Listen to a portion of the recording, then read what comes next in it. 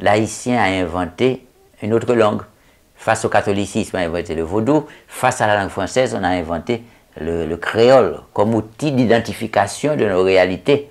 C'est une façon de faire un usage maternel du français. C'est-à-dire, d'un côté, certains intellectuels haïtiens, comme un poète, comme Léon Lalo, a parlé une fois de cette souffrance et de ce désespoir, à nul autre égal, d'exprimer avec des mots de France ce cœur qui m'est venu du Sénégal.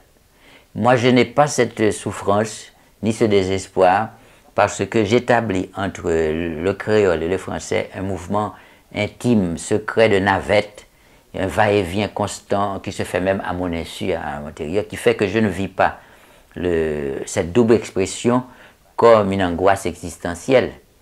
Et ça peut faire le bonheur de mon écriture parce que j'arrive, comme vous dites, à désarticuler un peu la syntaxe française, à lui imposer une syntaxe intérieure pour insuffler à la langue française un supplément d'énergie, de vitalité qui caractérise l'homme haïtien dans son monde antillais et caraïbéen.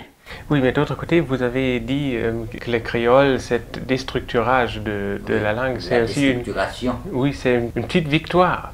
Oui, parce que chaque fois que j'ajoute un vocable à la langue française, j'invente une expression, je renforce le sens d'un mot français, c'est un peu une victoire. Parce qu'il ne faut pas oublier que le français, pour mes ancêtres, c'était la langue du maître.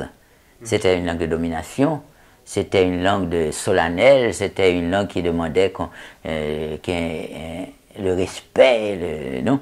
Donc, c'est une sorte de revanche sémantique qu'on prend, n'est-ce pas, chaque fois qu'on fait un usage selon son cœur, selon ses tripes, selon ses couilles, vous voyez, qui sont des états existentiels particuliers et qui sont intimement liés à mon héritage africain, à mes origines africaines.